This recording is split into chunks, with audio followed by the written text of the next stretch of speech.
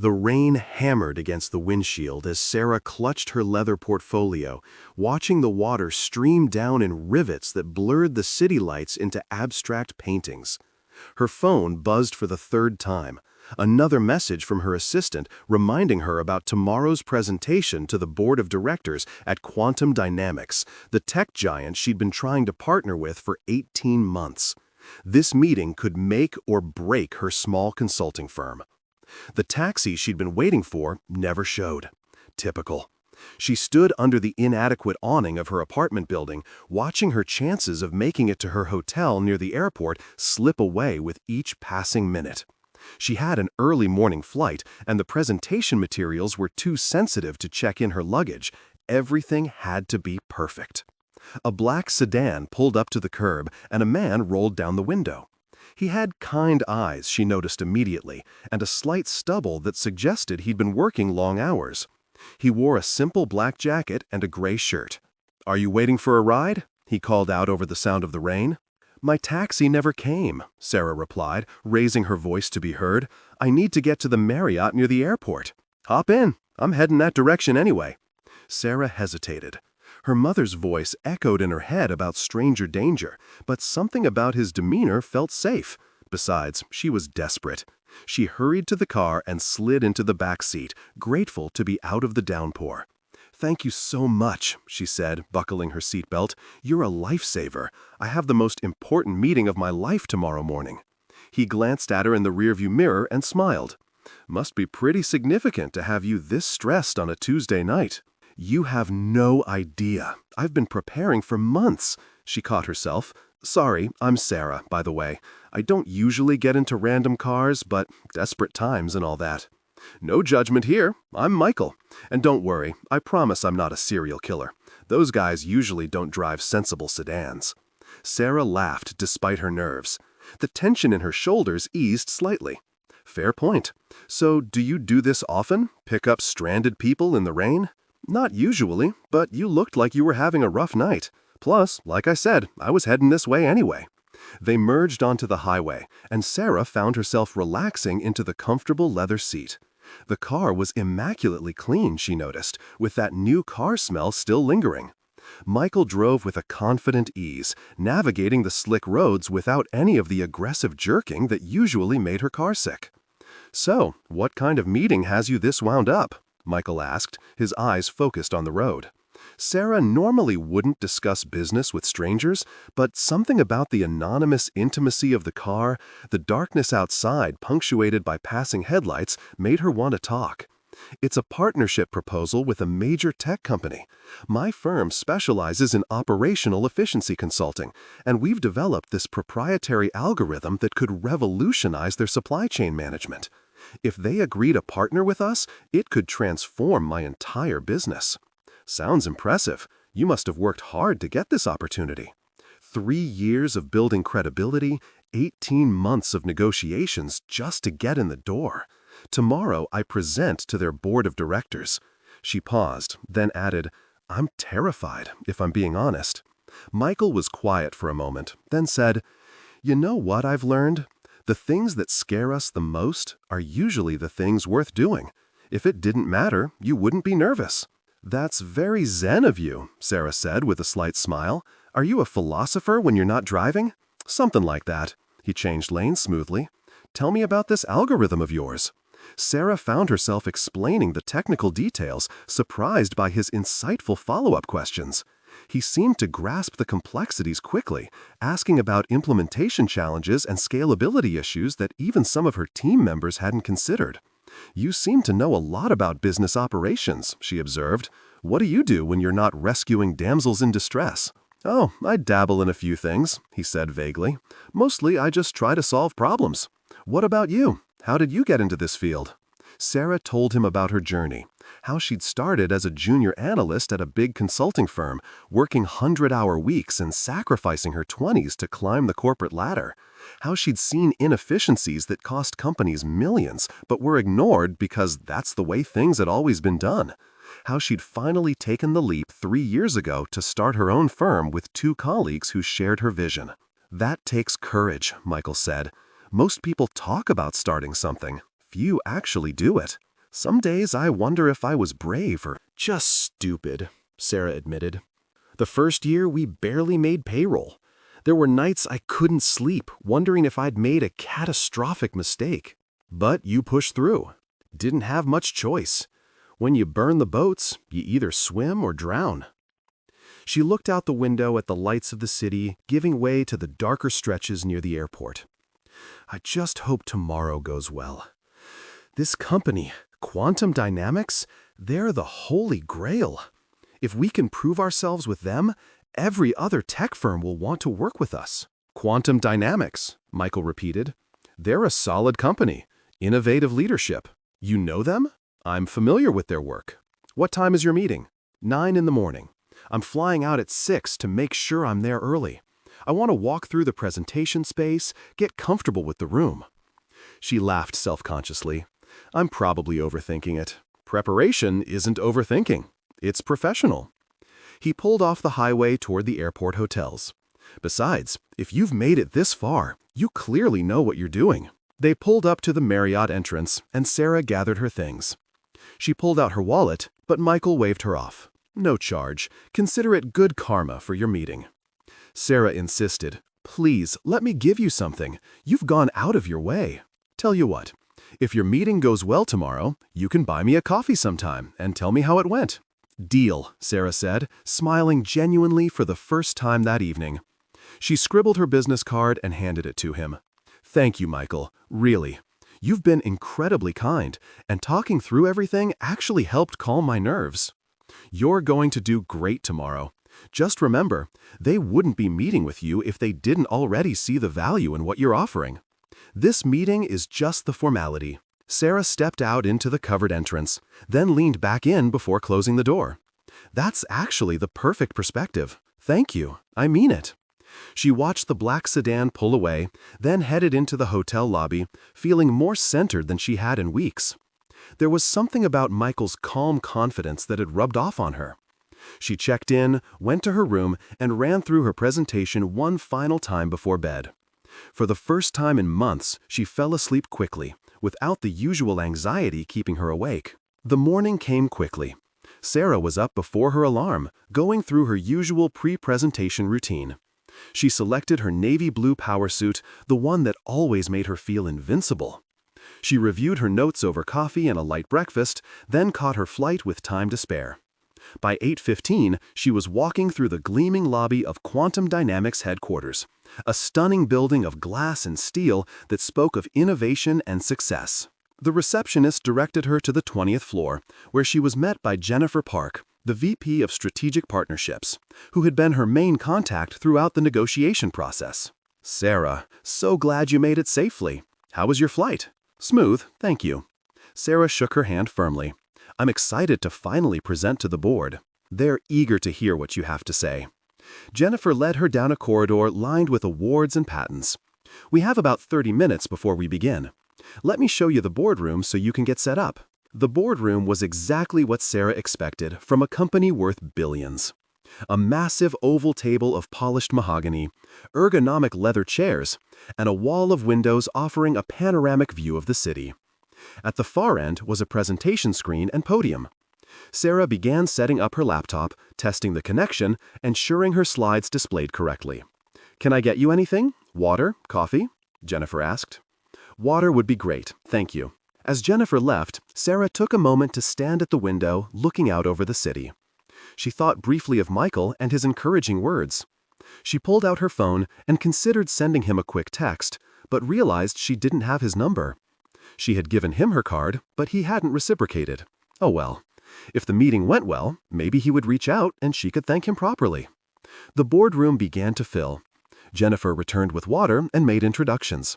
The chief financial officer, a stern-looking woman named Margaret Chen, the chief technology officer, Robert Williams, who looked like he'd walked straight out of a Silicon Valley startup. Several other board members and senior executives filed in, taking their seats around the table. We're just waiting for one more, Jennifer said, checking her watch. He's running a few minutes behind, but we can start the introductions. Sarah nodded, her heart rate picking up. This was it. All her preparation, all those sleepless nights, came down to the next hour. She launched into her opening, explaining her firm's background and methodology. The board members listened attentively, some taking notes, others watching her with that neutral expression that gave nothing away. She was 10 minutes into her presentation, explaining the first phase of implementation, when the boardroom door opened. She continued talking, not wanting to lose her momentum, but from the corner of her eye she saw the board members straighten slightly, their attention shifting. "Sorry I'm late," a familiar voice said. "Traffic was worse than expected." Sarah's head snapped toward the door, and her breath caught. Standing there, wearing an impeccably tailored charcoal suit and a crisp white shirt, was Michael. Not the casual, helpful driver from last night, but a transformed version, radiating authority and executive presence. He carried a leather portfolio identical to the ones the other board members had, and he moved to the head of the table with the ease of someone who belonged there. Their eyes met for a fraction of a second. She saw recognition flash across his face, followed by what might have been amusement or perhaps concern. She must have looked completely shocked because Jennifer quickly intervened. "Sarah, let me introduce Michael Chen, our CEO. Michael, this is Sarah Mitchell from Apex Operational Solutions." CO. The word echoed in Sarah's mind as she tried to process what was happening. The kind stranger who had picked her up in the rain, who had listened to her nervous rambling about this very meeting, was the CEO of Quantum Dynamics. The person she had been preparing to impress for months. The man she had unburdened herself to, sharing her fears and doubts. "Miss Mitchell," Michael said formally, extending his hand. His expression was professionally neutral, giving nothing away. "Please, continue. I apologize for the interruption." Sarah shook his hand, feeling the same firm grip from when she had gotten into his car, but now with an entirely different context. She tried to read his face, looking for some sign of what he was thinking, but he had completely transformed into CEO mode. "Of course," she managed, her voice steadier than she felt. She turned back to the screen, her mind racing. Had he known who she was last night? Had the whole encounter been some kind of test? No, that didn't make sense. He had seemed genuinely surprised to see her, hadn't he? She forced herself to refocus, clicking to the next slide. But her carefully rehearsed presentation now felt different. Every word she had said to him last night played back in her head. She had told him she was terrified. She had admitted to doubts about her own decisions. She had been vulnerable and honest in a way she would never have been if she had known who he was. The presentation continued. Sarah pushed through her shock, falling back on the hundreds of hours of preparation. She explained the algorithm, walked through case studies, detailed the projected ROI. The board members asked questions, challenged assumptions, probed for weaknesses. Sarah answered each query with confidence, the technical details coming automatically after so many months of refinement. Through it all, Michael sat ahead of the table, listening intently. He asked several questions, each one more penetrating than the last, demonstrating a deep understanding of both the technical and business implications of her proposal. His questions were tough but fair, exactly what she would expect from someone in his position. He gave no indication of their previous meeting, treating her with the same professional courtesy he showed all vendors. After 45 minutes, Sarah reached her conclusion. She looked around the table, making eye contact with each board member, ending with Michael. She had done everything she could. The proposal was sound, the presentation polished. Now it was out of her hands. "Thank you, Miss Mitchell," Michael said. "That was comprehensive. If you'll excuse us, the board needs time to discuss your proposal privately. Jennifer will show you to a conference room where you can wait. We'll have a decision for you within the hour. Of course, thank you all for your time." Jennifer led her out of the boardroom to a smaller conference room down the hall. "Can I get you anything? More water? Something stronger?" Sarah laughed weakly. "Is it too early for whiskey?" Jennifer smiled sympathetically. "You did great in there. The CEO asking that many questions is actually a good sign. It means he's seriously considering it." "Right, the CEO."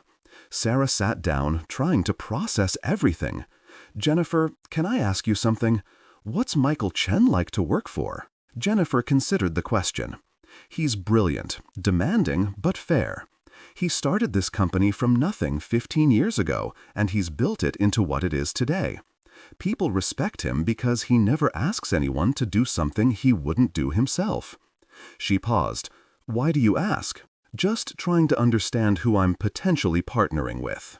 "Which," said Sarah, which was technically true, even if it wasn't the whole truth.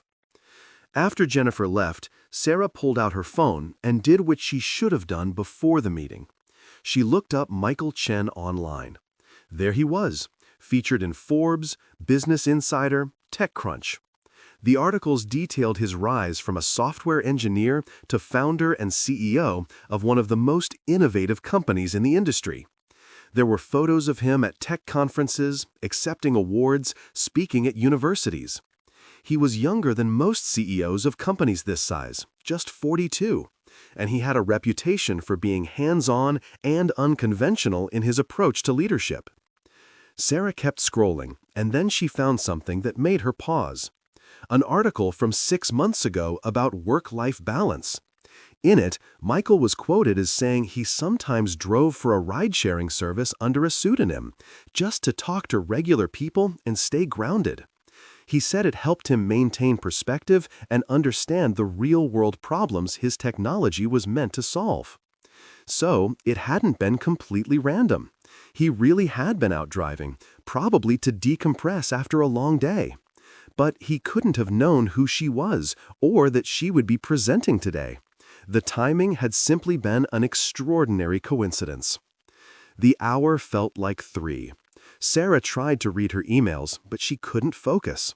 She kept replaying the meeting, analyzing every expression, every question, looking for clues about which way the board was leaning. And underneath it all was the surreal realization that she had spilled her guts to the very person she most needed to impress. Finally, Jennifer returned. "They're ready for you." Sarah stood, smoothing her suit, and followed Jennifer back to the boardroom. The board members were all seated, their expressions neutral and professional. Michael sat at the head of the table, looking every inch the CEO. Sarah took her seat, folded her hands on the table to keep them from shaking, and waited. "Ms. Mitchell," Michael began, his voice formal but not unkind. "We've reviewed your proposal thoroughly and discussed it at length. Your algorithm is impressive, and your track record, though limited by the size of your firm, shows real results." Sarah's heart sank slightly at the word "but" she could hear coming. "However," Michael continued, and there it was. "This represents a significant investment for us, not just financially, but in terms of integration into our existing systems. We have concerns about whether your firm has the capacity to handle a rollout of this magnitude." "I understand your concerns," Sarah said, her voice steady. "That's why we've structured the proposal in phases. We would start with a pilot program in one division, prove the concept, and scale from there. We're not asking you to bet everything on an unproven entity. We're asking for the opportunity to demonstrate value before you commit to full implementation." Margaret Chen, the CFO, spoke up. "The numbers are compelling, I'll give you that. But we've been burned before by consultants who promise the moon and deliver a flashlight." "I'm not here to promise miracles," Sarah replied. "I'm here to offer a tested, proven methodology that will save you money and improve efficiency. Everything in my proposal is backed by data from real implementations. I'm not asking you to take my word for it. I'm asking you to let the results speak for themselves." Robert Williams, the CTO, leaned forward. "I've looked at your algorithm. It's solid. My concern is support and maintenance. What happens when something breaks at 2 in the morning?" "Then I answer my phone at 2 in the morning," Sarah said simply. "This isn't just a contract for me. This is my company's future. You will have my personal cell phone number, and I guarantee you that I will be available whenever you need me. That's the advantage of working with a smaller firm. You don't get passed around to different account managers. You get me and my founding partners, all of whom are experts in their fields." The board members exchanged glances. Sarah could feel the energy in the room shifting, but she couldn't tell in which direction. Michael steepled his fingers, studying her. Ms. Mitchell, let me ask you something. Last night, when you were talking about your company, you mentioned that the first year you barely made payroll. You talked about sleepless nights wondering if you'd made a catastrophic mistake. Do you still have those doubts? The room went very quiet. Every board member turned to look at Sarah. She met Michael's eyes and saw something there, a challenge perhaps, or maybe a test. He was putting her on the spot, using her own words against her, or perhaps giving her a chance to show her character. Sarah took a breath. Yes, she said honestly, I have doubts sometimes. Anyone who tells you they never question their decisions is either lying or delusional. Building a business from scratch is terrifying. There are 100 ways to fail, and only a few ways to succeed. But here's what I've learned. Doubt doesn't mean you're on the wrong path. It means you care enough to constantly evaluate and improve. The day I stop questioning myself is the day I stop growing, and that's when my company will stagnate. She looked around the table, making eye contact with each person. So yes, I have doubts, but I also have confidence based on results. I've taken my company from 3 people working out of a shared office space to a team of 15 with clients across 3 industries. I've refined my methodology through trial and error, and I've learned from every mistake. What I'm offering you isn't theoretical, it's battle-tested. And I'm not some untouchable consultant who will disappear after the contract is signed. I'm betting my company's future on this working, because if it fails, if I can't deliver for a client like Quantum Dynamics, I'm done. That level of accountability should give you confidence, not concern. Michael nodded slowly, a slight smile playing at the corner of his mouth. Margaret, Robert, thoughts? The CFO spoke first. I'm convinced she's hungry enough to make this work. The question is capacity. The CTO nodded. The technical solution is sound. If she's willing to commit the resources she's describing, I think we can mitigate the risk with the phased approach she suggested. Jennifer added, I've been working with Sarah for 18 months. She's been responsive, professional, and flexible. I believe she'll deliver on her promises. Michael looked back at Sarah. Ms. Mitchell, if we move forward with this, you'll be held to a very high standard. Quantum Dynamics doesn't accept mediocrity. Neither does Apex Operational Solutions, Sarah replied firmly. Michael stood, and the rest of the board followed suit. Ms. Mitchell, we're prepared to move forward with a pilot program as you've outlined, with the understanding that full implementation is contingent on measurable results within the first quarter. Jennifer will work with you on the contract details. Welcome to the Quantum Dynamics family. Relief and exhilaration flooded through Sarah. She stood and shook hands with each board member, thanking them for the opportunity. When she reached Michael, he held her hand a moment longer than strictly necessary. Congratulations, he said quietly. You earned this. Thank you, she replied, holding his gaze, for everything. The boardroom cleared out as people headed to other meetings, leaving just Sarah and Michael. The silence stretched between them, filled with everything they hadn't said. I should explain about last night, Michael began. You don't owe me an explanation, Sarah interrupted. You were just being kind to someone who needed help. You couldn't have known. Actually, Michael said, I didn't know. Not at first. But when you mentioned Quantum Dynamics and your meeting this morning, I realized who you must be. Jennifer had told me about your presentation. And you didn't say anything? Would you have believed me if I'd told you I was the CEO? Michael asked with a slight smile. Or would you have thought I was crazy and called the real police? Fair point, Sarah admitted. Still, you could have told me this morning before the presentation. I considered it, Michael said honestly. But then I thought you might appreciate the chance to present without knowing. You were nervous enough already. If you had known you'd spent last night confessing all your fears to the person you most needed to impress, how would that have affected your presentation? Sarah laughed despite herself. I probably would have died of embarrassment. Exactly. So I kept quiet.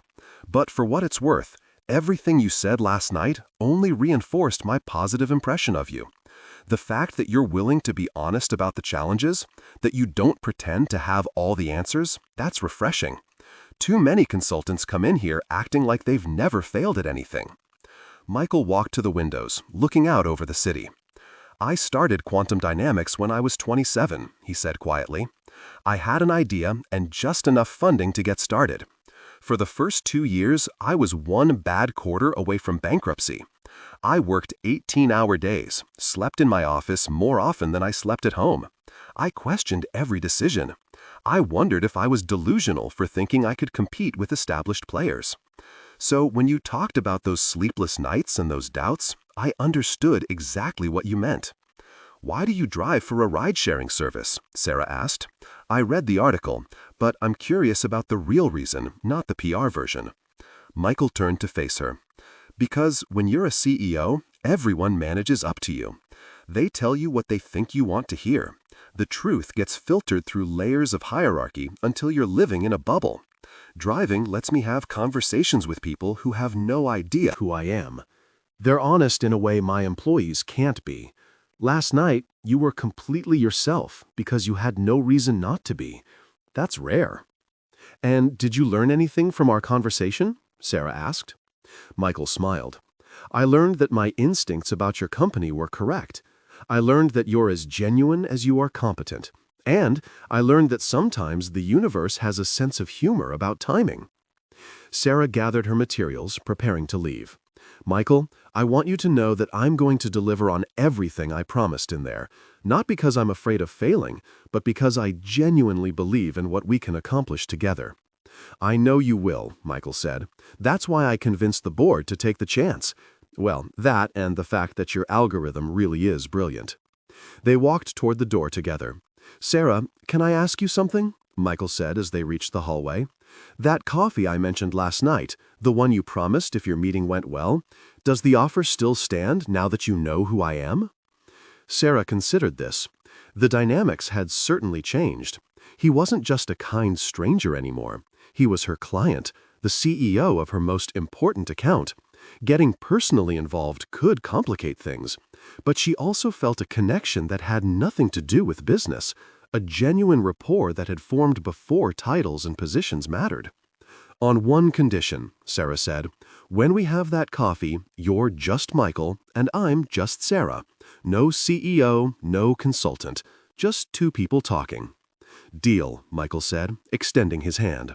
They shook on it, both smiling at the formality of the gesture, given everything that had happened. Sarah left Quantum Dynamics walking on air. In the taxi back to the airport, she called her business partners to share the news. They were ecstatic, already talking about staffing plans and implementation timelines. Sarah contributed to the conversation, but found her mind drifting back to Michael, to the contrast between the man in the car last night and the CEO in the boardroom this morning. They were the same person, she realized, just showing different facets of himself depending on the situation. The kindness and insight from last night were still there in the boardroom, just tempered by professional responsibility. Over the next few weeks, Sarah threw herself into preparing for the pilot program. She worked with Jennifer to finalize the contract, negotiate terms, and establish success metrics. The work was exhilarating and exhausting in equal measure. This was what she had built her company to do, and now she finally had the chance to prove it at the highest level. She saw Michael only briefly during this time, mostly in passing at Quantum Dynamics offices when she was meeting with Jennifer or the technical teams. They exchanged professional pleasantries, nothing more. She wondered if he had forgotten about the coffee, and she told herself she didn't mind. The business relationship was what mattered. Then one evening, as she was packing up her laptop at the end of a long day of system testing, her phone buzzed with an unknown number. "Is this Sarah Mitchell?" "This is she." "It's Michael Chen. I was wondering if you're free for that coffee we discussed. If not, I understand. You're probably busy with the implementation." Sarah smiled. "I could use a break. When were you thinking?" "How about now? There's a coffee shop 2 blocks from your office, unless you need to go home." "Now works," Sarah said. "Give me the address." 20 minutes later, Sarah walked into a small, independent coffee shop, the kind with mismatched furniture and local art on the walls. It was the opposite of the corporate Starbucks she usually frequented, and she liked it immediately. She spotted Michael at a corner table, wearing jeans and a sweater, looking more like he had the night they met than the CEO she'd seen in the boardroom. She got her coffee and joined him. No suit today, she observed, sitting down. I save those for when I need to intimidate people, Michael said with a grin. Tonight, I'm just a guy getting coffee. So this is you off duty. This is me when I'm not performing, he confirmed. It's a rare state these days. They fell into easy conversation, picking up the thread from that rainy night weeks ago. They talked about their respective journeys to where they were now, the sacrifices they'd made, the relationships that had suffered, the moments that had defined them. Michael told her about building Quantum Dynamics, the early failures that nearly destroyed the company, the breakthroughs that saved it. Sarah shared more about her decision to leave corporate consulting, the partners who had taken the leap with her, the clients who had believed in them when they were unproven. "Can I ask you something?" Sarah said eventually. "Why did you really pick me up that night? And don't say you were just heading that direction anyway." Michael was quiet. For a moment, stirring his coffee, though he'd already added sugar. "Honestly, I'd just come from a 14-hour day of back-to-back meetings. Everyone wanted something from me. Everyone had an agenda. I was driving to clear my head, and then I saw you standing there in the rain, looking stressed and determined and completely real. I thought maybe having a conversation with someone who didn't know me, didn't want anything from me, might remind me why I started this company in the first place." "And did it?" "Yeah," Michael said softly, "it did. You reminded me what it felt like to be hungry and scared and willing to bet everything on an idea. Somewhere along the way, I'd forgotten that. Success can make you comfortable, and comfortable can make you complacent." "You don't strike me as complacent," Sarah said. "I'm trying not to be, but it's easy to lose your edge when you're not fighting for survival anymore. Talking to you that night, hearing your passion and your fear, it reconnected me to something I'd lost." They stayed at the coffee shop until it closed, talking about everything and nothing, laughing at shared experiences and debating different perspectives.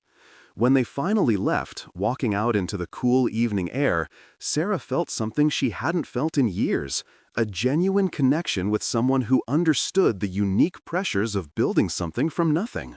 Over the next several months, as the pilot program progressed, Sarah and Michael developed a friendship that existed in the spaces between their professional relationship. They would occasionally meet for coffee or lunch, always away from the office, always as themselves rather than their titles. They were careful to keep it separate from the business relationship, and Sarah made sure that all her official dealings remained with Jennifer and the technical teams. The pilot program exceeded expectations. Sarah's algorithm integrated smoothly with Quantum Dynamics systems and began showing measurable improvements in efficiency and cost savings within the first month.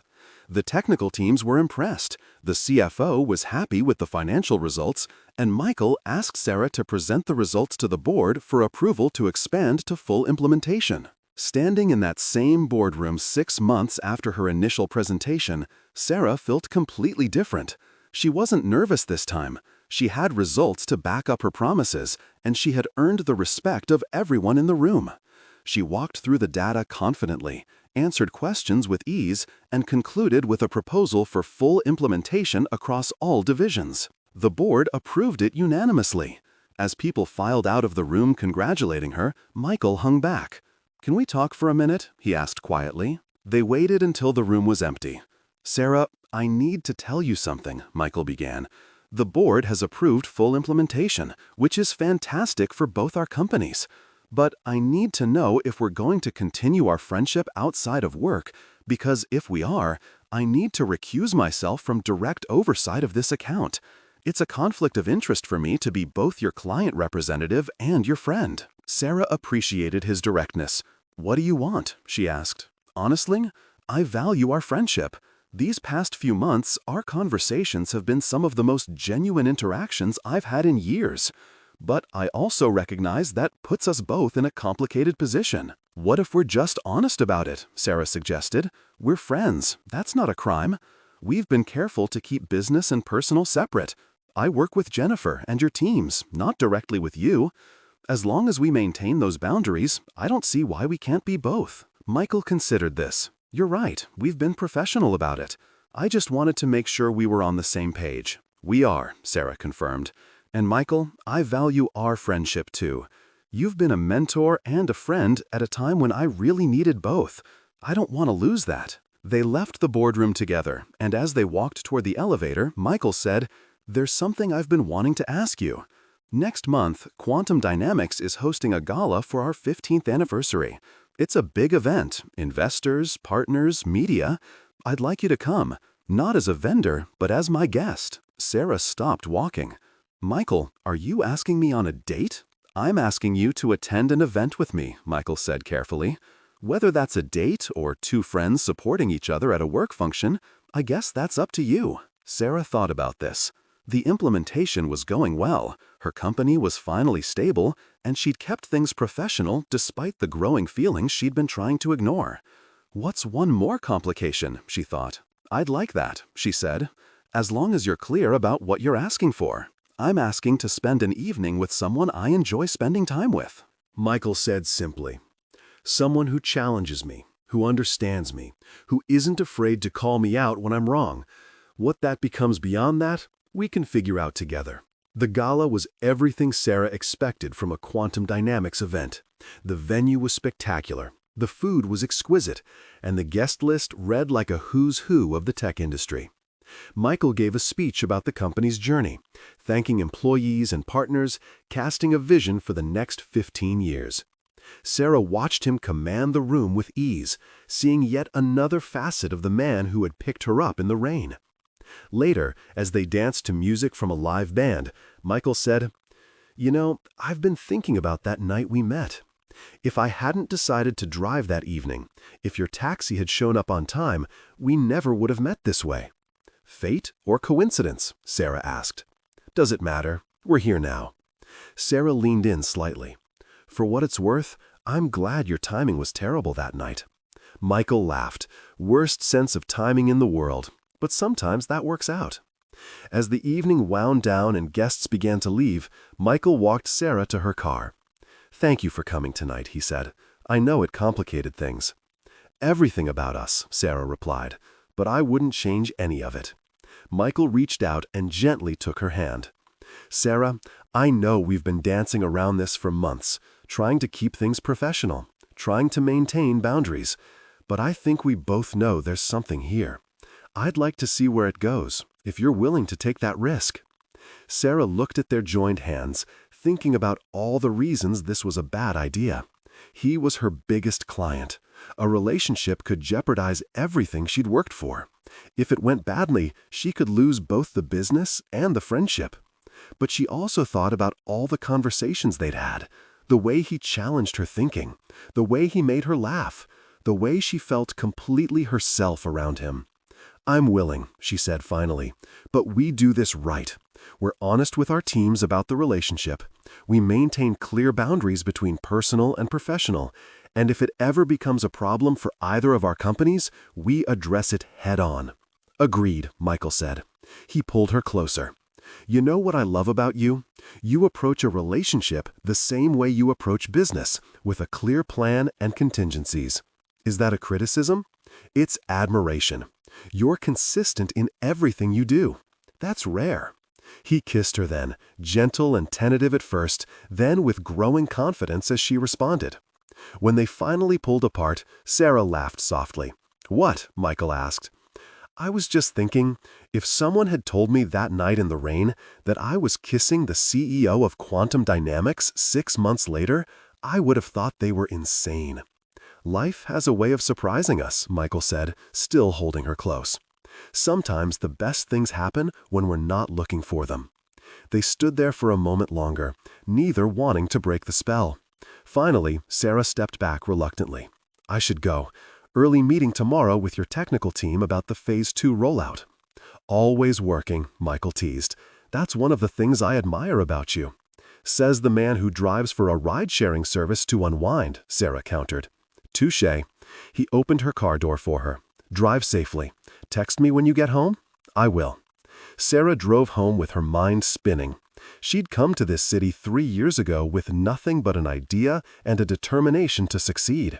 She'd sacrificed relationships, stability, and security to build something of her own. And now, somehow, she had both professional success and the beginning of something personal with someone who understood her journey because he'd walked a similar path. The next morning, Sarah arrived at Quantum Dynamics for her meeting with the technical team. As she walked through the lobby, she noticed people looking at her differently. News traveled fast in the corporate world, and she realized that her attendance at the gala with Michael had probably sparked gossip. She held her head high and continued to the conference room where her team was waiting. The meeting went smoothly. They reviewed the implementation timeline, addressed technical concerns, and planned the next phase of the rollout. Sarah was pleased to see that her presence was treated no differently than before. Whatever people might be saying in break rooms and at lunch tables, her team remained professional and focused on the work. After the meeting, Jennifer pulled her aside. "Can we talk for a minute? My office?" Sarah followed her, preparing for an awkward conversation. Jennifer closed the door and gestured for Sarah to sit. "I saw you at the gala last night with Michael," Jennifer began. Sarah opened her mouth to explain, but Jennifer held up a hand. "I'm not judging. I think it's great, actually. Michael has been married to this company for 15 years. It's nice to see him with someone who gets it, who understands the pressures and demands." Sarah relaxed slightly. "I want to be clear that it won't affect our working relationship or the project. We've talked about maintaining boundaries." "I believe you. And honestly, if anyone can navigate this successfully, it's you two. You're both professionals who take your responsibilities seriously." Jennifer paused. "I just wanted you to know that you have my support, and if anyone gives you grief about it, you let me know." "Thank you," Sarah said genuinely. "That means a lot." Over the next year, Sarah and Michael navigated their dual relationship with care and intentionality. They were open about being together, but they maintained strict boundaries at work. Sarah never leveraged their relationship for business advantage, and Michael made sure that all decisions regarding Apex operational solutions went through Jennifer and the appropriate teams. He recused himself from contract negotiations and performance reviews, ensuring there could be no accusation of favoritism. The full implementation of Sarah's algorithm across Quantum Dynamics proved even more successful than the pilot program. Within the first year, the company saved millions in operational costs while improving efficiency across all divisions. Other tech companies took notice, and Sarah's firm began receiving inquiries from competitors who wanted similar results. Her team grew from 15 to 40 employees, and she had to move to a larger office space to accommodate everyone. Michael's company continued to thrive as well. Under his leadership, Quantum Dynamics expanded into new markets and launched innovative products that solidified their position as an industry leader. But despite his success, he made time for the things that mattered. He still occasionally drove for the ride-sharing service, though less frequently now. He made sure to attend his niece's soccer games and his parents' anniversary celebrations. And he prioritized his relationship with Sarah, understanding that finding someone who truly understood the entrepreneurial journey was rare and precious. One evening, about 18 months after they'd met, Michael and Sarah were having dinner at the coffee shop where they'd had their first real date. It had become their place, a refuge from the demands of their public lives where they could just be themselves. "Do you ever think about that night?" Michael asked. "The rain, the missed taxi, the random chance of it all?" "All the time," Sarah admitted. "I think about how close I came to missing my flight because I was too stubborn to reschedule. I think about how you could have driven past instead of stopping. I think about all the tiny decisions that led to that moment." "My therapist would say there's no such thing as coincidence," Michael said with a smile. "She'd say we were both ready for something to shift in our lives, and the universe provided an opportunity." "Are you in therapy?" Sarah asked, genuinely curious. "Have been for years. Running a company this size, making decisions that affect thousands of people, it takes a toll. Talking to someone helps me process it all." He paused. "You should consider it too, now that your company is scaling up. The pressures only increase." Sarah thought about this. It was good advice, the kind of practical wisdom that came from experience. "I'll look into it. You're right that the stress is different now. When it was just 3 of us, failure only affected us. Now I have 40 employees depending on the company's success. That weight is real." But you're handling it well, Michael observed. Your team is loyal, your clients are happy, and you're still maintaining the innovation that made you successful in the first place. A lot of founders lose that edge when they scale up. I'm trying not to. I never want to become the kind of company I left corporate consulting to escape. Bureaucratic, risk-averse, more concerned with protecting what we have than pushing forward. That's the constant battle, Michael agreed. Every quarter, my team wants to play it safe with proven strategies. They forget that we got here by taking calculated risks. I have to keep pushing them to think bigger, to stay uncomfortable. They finished their meal and walked out into the evening air. The city had become home to Sarah in a way she hadn't expected. When she'd first moved here, it was just a place to build her business. Now, it was where she'd built a life. "Sarah," Michael said as they reached her car, "I've been thinking about something. We've been together for over a year now, and it's been the best year of my life. You challenge me, support me, and understand me in ways no one else does. I know we've been taking things slowly because of the business complications, but I think we're past the point where we need to keep pretending this is casual." "What are you saying?" Hart asked. "I'm saying I love you. I'm saying I want to build a future together, not just navigate the present. I'm saying that finding someone who gets it, who understands the sacrifices and the rewards of building something meaningful, is rare enough that when you find it, you should hold on to it." Sarah felt tears prick her eyes. "I love you too. I have for a while now, but I was afraid to say it. Afraid it would complicate things further. Afraid of what it would mean." "Everything about us is already complicated," Michael said, echoing her words from months ago. "But that doesn't make it wrong. It just makes it ours." They stood there in the fading light, two people who had built empires through determination and vision, who had sacrificed and struggled and persevered, finding in each other something they hadn't even known they were looking for. A partnership that honored both their professional ambitions and their personal needs. A relationship built on mutual respect, understanding, and the kind of honesty that comes from meeting someone when you have nothing to hide because you don't know who they are. 6 months later, Michael proposed during a quiet weekend at a cabin in the mountains, far from boardrooms and business deals. He didn't make a big production of it, just asked her while they were watching the sunset as if it was the most natural thing in the world. Sarah said yes without hesitation, knowing that whatever challenges lay ahead, they would face them together as partners in every sense of the word. The wedding was small and private, just close friends and family. Jennifer was there, having become not just a colleague, but a genuine friend. Sarah's business partners attended, thrilled to see her happy after years of putting the company ahead of everything else. Michael's parents welcomed Sarah warmly, grateful that their workaholic son had finally found someone who understood him. They honeymooned in New Zealand, 2 weeks of complete disconnection from work. No emails, no calls, no board meetings. Just hiking and exploring and remembering what it felt like to be present in the moment rather than constantly planning the next quarter. When they returned, they had to navigate new questions about their combined household and merged lives. They decided to keep their professional lives separate. Sarah's company remained independent, taking on other clients in addition to Quantum Dynamics. Michael continued to recuse himself from direct oversight of that account, ensuring there could be no accusations of impropriety. At home, they had a rule about not talking about work after 8 at night, creating space for their relationship to exist independently of their professional identities. It wasn't always easy. There were times when work stress bled into their personal life, when the demands of running companies created tension. There were disagreements about priorities and balance.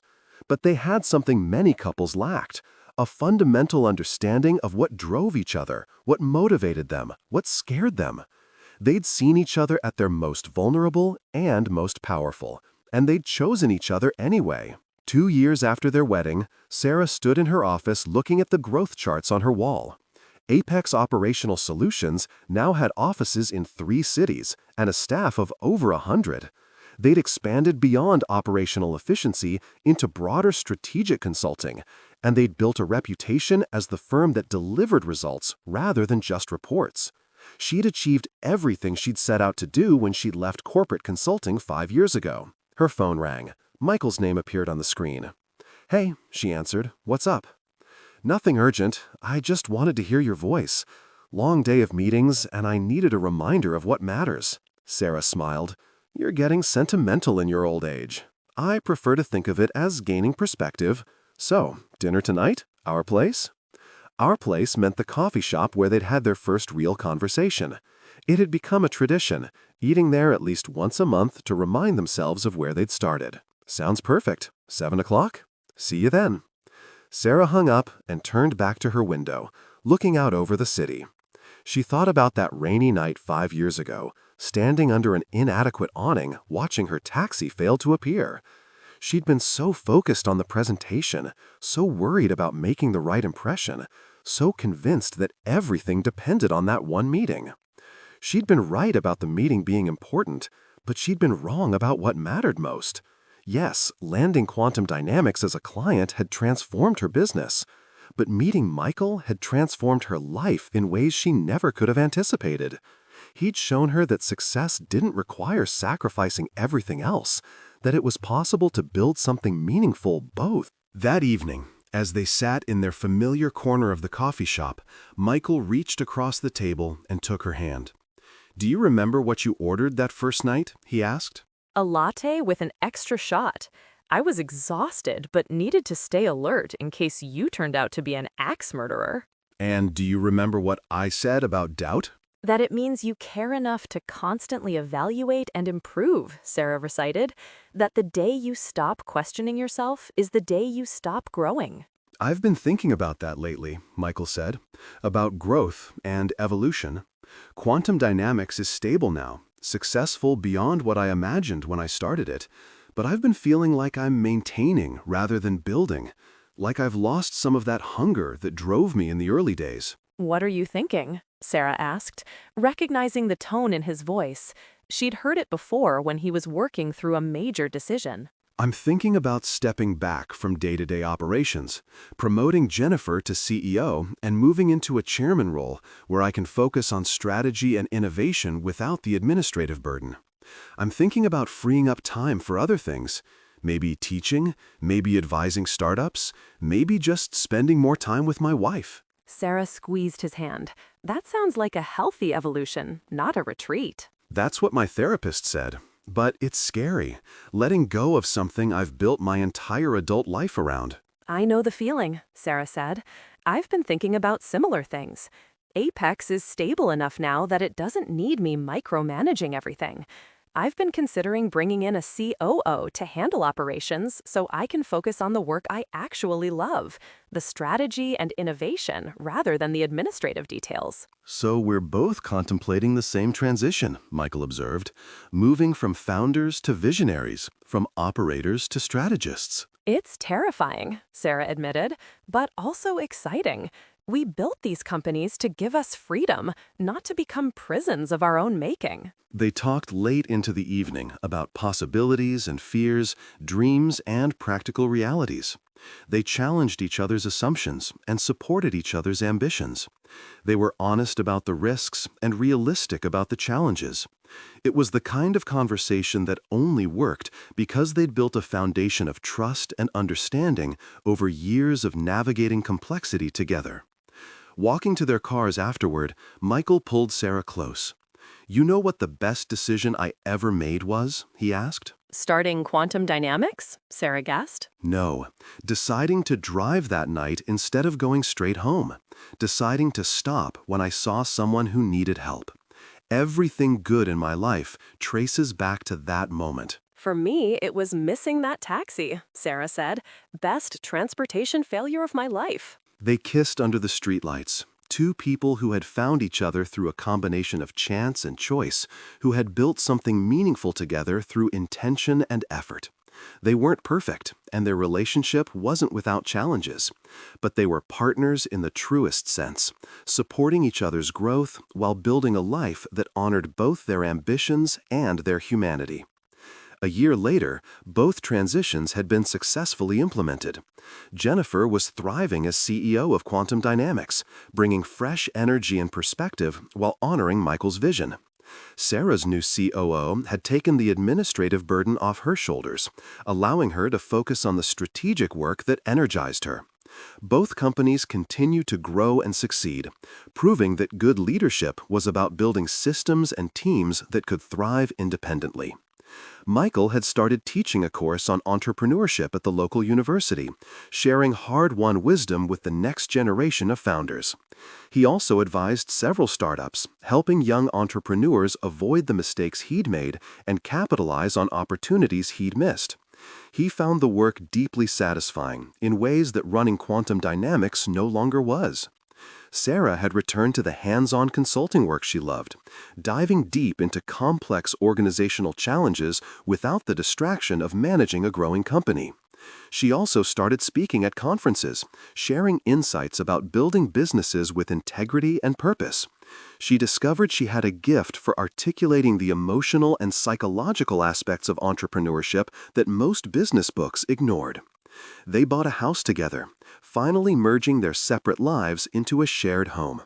They adopted a dog, a rescue named Charlie who had boundless energy and terrible manners, but filled their home with joy. They hosted dinners for friends and family, creating the kind of life that had seemed impossible during the early years of building their companies. On the 5-year anniversary of that night they met, they returned to Sarah's old apartment building. They stood under the same awning where she'd waited for that taxi, looking out at the rain falling just like it had that night. "Can you believe it's been 5 years?" Sarah asked. "Best 5 years of my life," Michael replied. "Who would have thought that stopping to help a stranger in the rain would lead to all this?" Sarah leaned against him, watching the rain. "You know what I think about sometimes? What if I had gotten a taxi that night? What if you'd driven past? How different everything would be." "But you didn't, and I didn't," Michael said. "We made the choices we made, and they led us here. I don't believe in fate exactly, but I do believe that when you're open to possibilities, when you're willing to take risks and be vulnerable, good things can happen." A taxi pulled up to the curb, its light glowing in the rain. They watched as someone hurried out of the building and jumped in, rushing off to whatever awaited them. Sarah wondered if that person was on their way to a life-changing meeting, or just heading home after a long day. Either way, she hoped they found what they were looking for. Michael and Sarah walked back to their car, hand in hand. They drove through the city they both loved, past the Quantum Dynamics headquarters where they'd had that surreal boardroom reunion, past the coffee shop where they'd had countless conversations, past Sarah's office where she'd built something from nothing. At home, Charlie greeted them with his usual enthusiasm, as if they'd been gone for weeks instead of an hour. They settled on the couch together, Sarah's head on Michael's shoulder, the dog sprawled across their laps, the comfortable silence of two people who didn't need to fill every moment with words. Sarah's phone buzzed with a message from one of her clients, praising the results of their latest engagement. Michael's phone showed an email from one of his mentees, thanking him for advice that had helped secure funding. They glanced at their respective notifications, smiled, and set the phones aside. Work would always be there. This moment, this life they'd built together, deserved their full presence. "You know what's funny?" Sarah said eventually. "I spent so much time preparing for that presentation, obsessing over every detail, convinced that my entire future depended on making the perfect impression. And it turned out the most important thing wasn't the presentation at all. It was being genuine enough to have an honest conversation with a stranger in a car." "The presentation still mattered," Michael pointed out. "You earned that contract through competence and hard work, not just charm." "True. But if I'd known who you were, I would have been performing instead of being real. I would have said what I thought you wanted to hear instead of what I actually felt. Sometimes not knowing is the greatest gift." Michael kissed the top of her head. "I love that about you. You're always looking for the deeper lesson, the bigger meaning." Hazard of being a consultant. We're trained to find patterns and extract insights. They stayed on the couch as the evening faded to night, talking about everything and nothing, making plans for the weekend and dreams for the future. They discussed the challenges their companies were facing and the opportunities they were pursuing. They laughed about Charlie's latest misadventures and debated what to watch on television. They were companionable and content, two people who had found in each other not just romance, but partnership, not just love, but understanding. Later, as they got ready for bed, Sarah looked at Michael in the bathroom mirror as he brushed his teeth. He caught her eye and raised an eyebrow questioningly. "I was just thinking," she said, "how strange life is. 5 years ago, I thought success meant building a profitable company. And I did that, and it's satisfying. But the real success was finding someone who makes me want to be better, who challenges me to grow, who reminds me why any of this matters." Michael rinsed his mouth and turned to face her. "You do the same for me. Before I met you, I was successful but hollow. I'd built this empire, but forgotten why I'd wanted to build it in the first place. You reminded me that business is about solving problems for real people, not just maximizing shareholder value." They climbed into bed, and Charlie immediately jumped up, despite their half-hearted protests, settling at the foot of the bed with a contented sigh. Sarah turned off the light and curled against Michael, feeling his heartbeat steady and sure beneath her cheek. In the darkness, Michael spoke quietly. "Sarah, thank you." "For what?" "For getting into a car with a stranger, for taking that risk, for being brave enough to be yourself, even when it would have been easier to hide behind professionalism, for building a life with me that's messy and complicated and absolutely perfect." Sarah smiled against His chest. "Thank you for stopping, for seeing someone who needed help and choosing to be kind, for being exactly who you are, CEO and driver and everything in between." They fell asleep like that, wrapped around each other, secure in the knowledge that they'd found something rare and precious. They'd found partnership that honored both their ambitions and their humanity. They'd found love that didn't require them to diminish themselves or sacrifice their dreams. They'd found, in the most unexpected way imaginable, exactly what they hadn't known they were looking for. The years that followed brought new challenges and triumphs. Companies evolved, careers shifted, priorities changed. But through it all, Sarah and Michael maintained the foundation they'd built that rainy night when a missed taxi and a kind impulse created a connection neither of them anticipated. They proved that it was possible to be ambitious and loving, driven and present, successful and human. And sometimes, when it rained, they would sit by the window and remember. Remember the uncertainty and hope of that night. Remember not knowing who the other person truly was, seeing only kindness and genuine connection. Remember that the best things in life often come disguised as inconvenience, that sometimes missing what you planned for leads you to what you actually needed. Sarah never forgot the terror of that presentation, or the surreal shock of seeing Michael in the boardroom.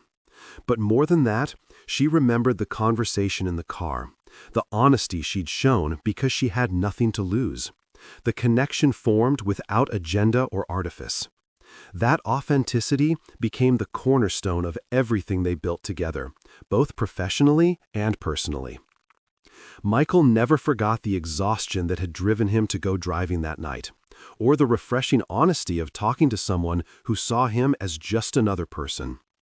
He continued his practice of occasionally driving, though now Sarah sometimes joined him, both of them enjoying the anonymous conversations with people who had no idea who they were. It kept them grounded, reminded them of what mattered, prevented the isolation that success could bring. Together, they built a life that honored both their professional ambitions and their personal needs. They proved that you didn't have to choose between success and love, between achievement and connection. They showed that the right partnership amplifies rather than diminishes, supports rather than constrains, challenges rather than comforts. And it all started with a rainy night, a missed taxi, and two people brave enough to take a chance on an unexpected connection.